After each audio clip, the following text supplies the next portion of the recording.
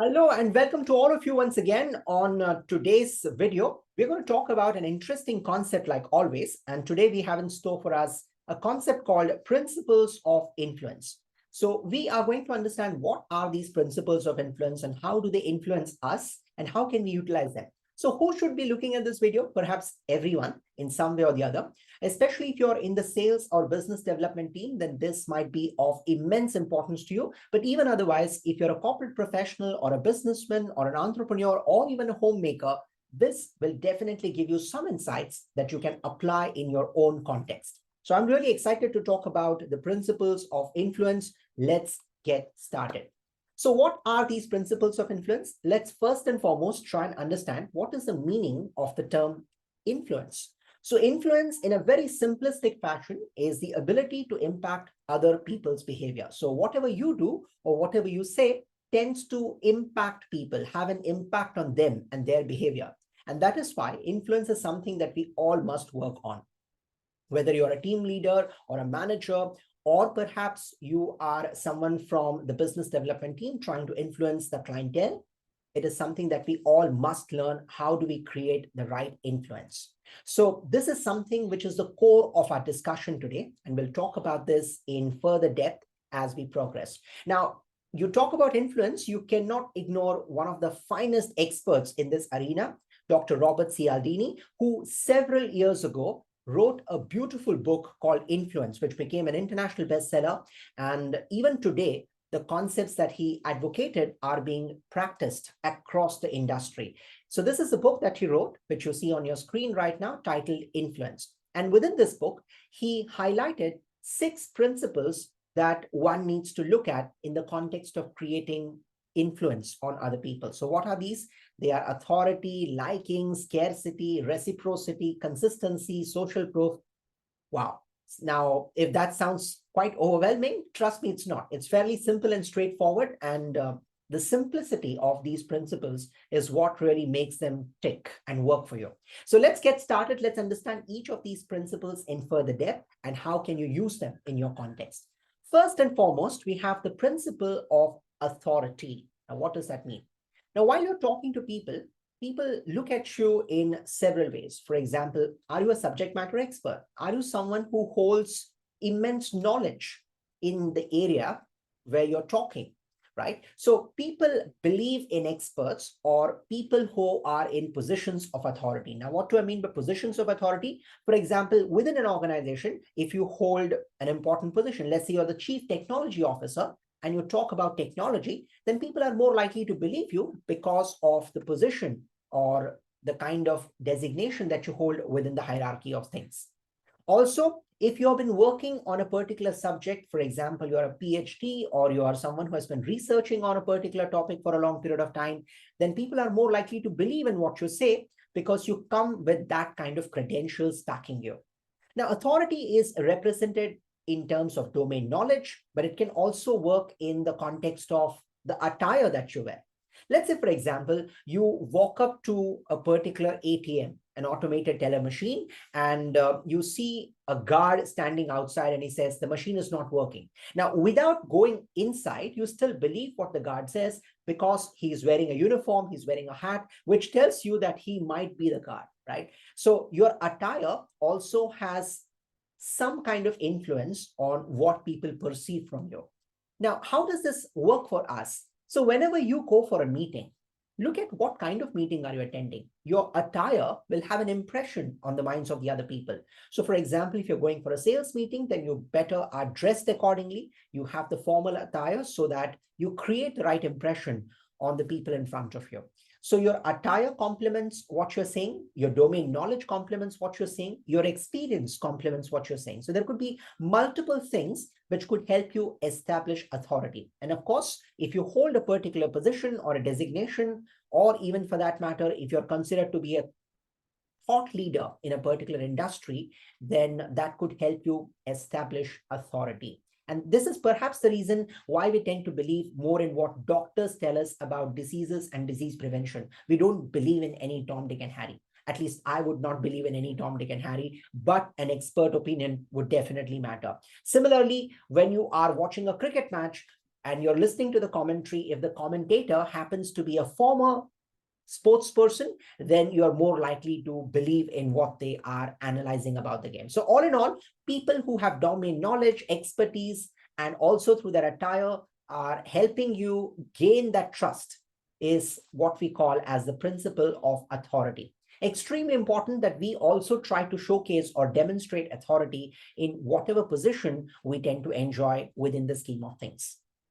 The next principle is that of liking. Now, this is a very simplistic principle, but it works like magic. Now, what this basically means is people like to work with other people who like them or who are similar to their tastes and preferences.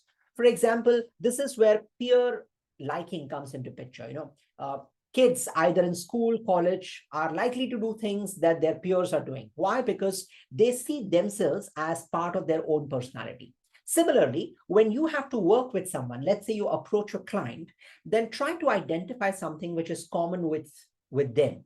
For instance, if you find out that you both went to the same college, then that could help you start a conversation, or that could help you break ice before you get into the nitty-gritties of your professional details. So anything which helps you connect with the other individual, you need to identify a commonality. Now, the commonality could be the same school or college. It could be that you worked in the same organization before, or it could be anything else. So look for commonalities. Usually we look for things which are different, but rather than that, if you look for commonalities, that's a great way for you to launch your conversation and build further connect with the person in front of you. For whom does it work? As I said, it can work in corporate conversations, but even otherwise, let's say you're at an airport or at a railway station and you want to connect with people besides you. When you start talking to them, look for some commonalities. Even a simple commonality could be that both of you are headed for the same designation. Sorry, not the designation, but the same destination. So if you're headed to the same destination, then perhaps that's an opportunity for you to confirm with the other person. Oh, are you also traveling to the same place? Great, I'm also traveling to the same place. So what's your name and what do you do? Simple. So it helps you build that connect. And that's why principle of liking is something that you must try to apply. We all like to work with people who are similar to our tastes and preferences. So that's one of the reasons why this principle actually works like magic. Then you have the principle of social proof, also called principle of consensus. Now, what does this mean? People do things that they see other people are doing. Okay. Now, you might call it herd mentality in a very simple sense, but it's the honest fact that we all like to do things which the majority of people are trying to do.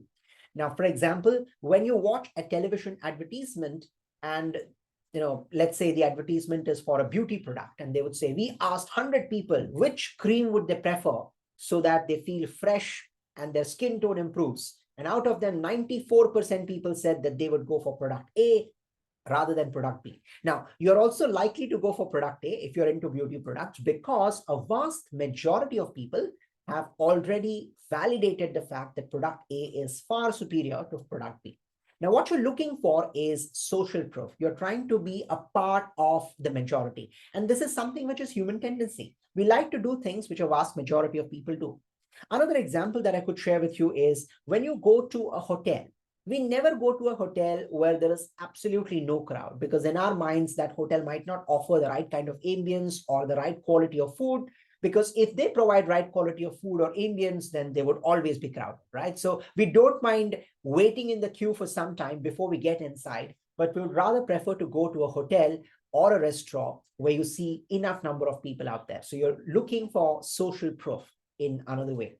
So all of these help us to build something. What do we do with this? When you're having conversations in the corporate world, when you talk to people and you want them to trust your product, your service, talk to them about your clientele, your client testimonials. How many of your clients have vouched for your product or service? So when you say that out of 50 clients that you're working with, 45 have said this is the best product that they've used, and the remaining 5 has also given us a very good rating. So that builds social proof. So even potential clients are likely to listen to you and believe in what you're saying, because you're building social proof. You're telling people that, look, you're not the only one to make that decision. There are many others who have made this decision before. Therefore, there is nothing wrong if you go for the same product or service. right? So that's the principle of social proof. One of my personal favorite principles is the principle of reciprocity. Now, it sounds like a very, very scientific term, but it's a very simple one. Reciprocity basically means that people tend to return favors. So if you help people, in most likelihood, people will try and help you back. Now, not all people, but a vast majority of people would like to make sure that they are not indebted to you all the time. So if you help people in some way or the other, they would want to help you back. So what does this mean? Let's say you want to build relationship with a particular client or with a particular team member, and you don't know how to go about it. Now, what you do is you help them willingly whenever they need help without anything as an expectation in return. And that's a very important part of this, is that a lot of times people do certain things because they're expecting something, which is not wrong. But when you help without any selfish motive, then people are likely to gauge that better and they're likely to reciprocate in the future.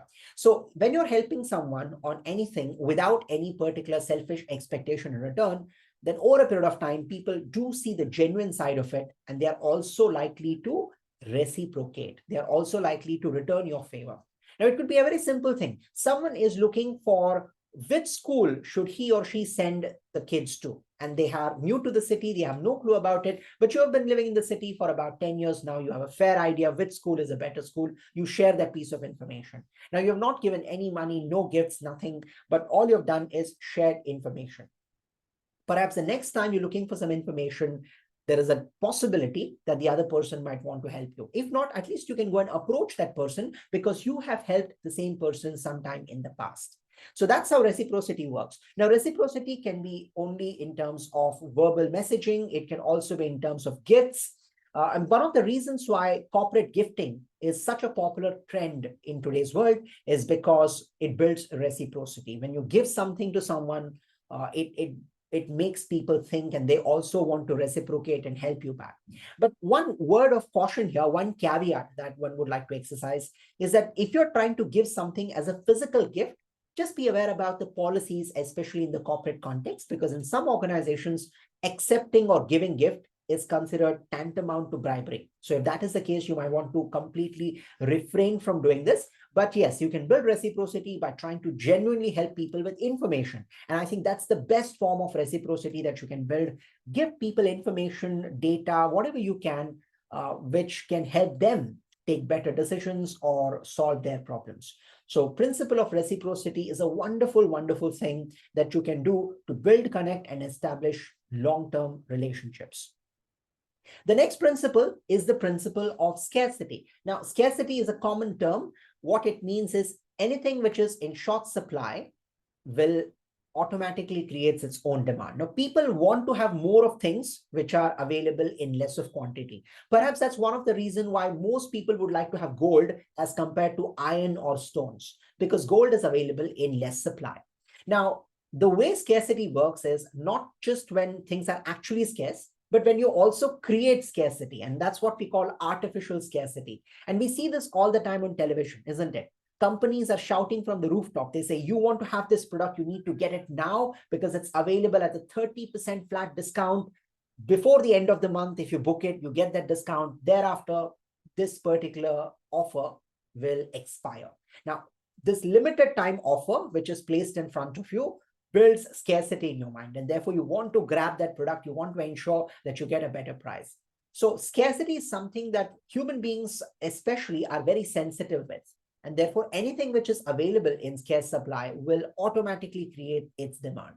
One of the things that you see even in the stock markets is that, stocks of companies which are really doing well are scarce in supply, and therefore the price automatically pushes up. Everyone wants to get that stock, right? So scarcity is something which we are all sensitive to, and this is something which you can positively leverage even in the context of your business conversations. Try to provide an expiry date, and you'll likely see more better response from people. You'll get to know whether they're in or they're not in.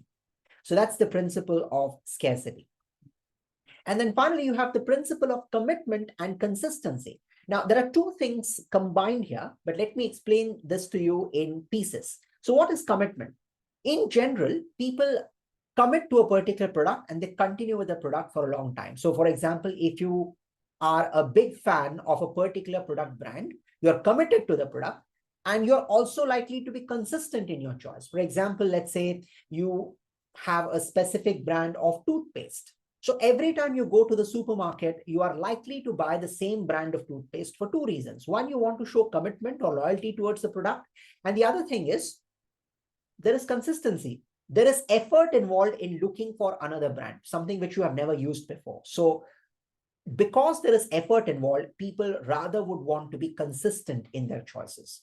And therefore, people are likely to keep buying the same product over and over again, unless you are someone who likes to experiment all the time. But in most cases, people are consistent in their choices because there is effort involved in trying to switch to another product or service.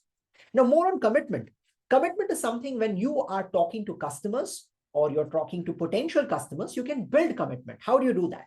Let's say, for example, you are a manufacturer of a shampoo, yeah, and someone asks you that, what kind of shampoo do you provide? And say, we provide the best quality shampoo. It is good for your hair. It will take care of your dandruff. It will shine your hair and stuff like that. But it is available in a 200 ml bottle, which will cost you around 150 bucks. Would you want to buy it? The other person says, well, that's quite a bit of investment for me to begin with. Can you provide me a smaller sample? You'll say, yeah, sure. We have a sachet as well, which is only for 10 bucks. Try this and let me know if it works for you. You can then buy the bottle later. So what you've done here is you've first gotten a small commitment. And because you got a small commitment, if people are happy with it, they're likely to place a bigger order. So the trick is, whenever you're talking to your potential customers, try to get a small commitment first, followed by a bigger commitment. For instance, when you are in business development, if you're talking to a potential client, a small commitment could be, okay, can you give me 30 minutes of your time where I can come and explain to you about my products and services? That's a small commitment. Once you get those 30 minutes, then you talk about your products and services, and then you say, okay, is it okay if you can give me some idea about whether you like the product or you didn't like the product? That's another commitment. So get smaller commitments first. And if people enjoy what they are using, the smaller part of it, then the likelihood of a bigger order automatically goes up. So get people to commit to a small thing first, and then get them to a bigger product. And then consistency works its magic. Once people have chosen something, they're likely to continue with it because there is effort involved in changing something that you're using right now. So people will remain consistent, more or less. So those are the principles that one needs to look at. We have looked at authority, scarcity, reciprocity, consistency, liking, and consensus, which is also called as social proof. Now, the trick here again is, like all the concepts, you got to start using it. So here's my suggestion. If you don't want to use all the concepts together, which might be slightly overwhelming, you might want to pick any one of these. So you might want to say, I'm going to try and use reciprocity to begin with. Let's see how it works for me. And if it works for you, good, start using it. And the next time, use some other principle. And over a period of time, when you're good with all of them, you can start using all the principles simultaneously and get better results for yourself. So try and use the principles of influence and create the right influence in the minds of your audiences, your customers, your colleagues, fellow members, family members, anyone that might be. And do let me know how it has worked for you. I'm 100% sure it's going to create some magic for you. And you can then thank Dr. Robert Cialdini for coming up with such a beautiful concept. Right. Thank you so much for listening in. I hope this talk has given you some new ideas about how you can influence others with your ideas and your suggestions and recommendations. So I'll really look forward to your questions, any queries that you may have.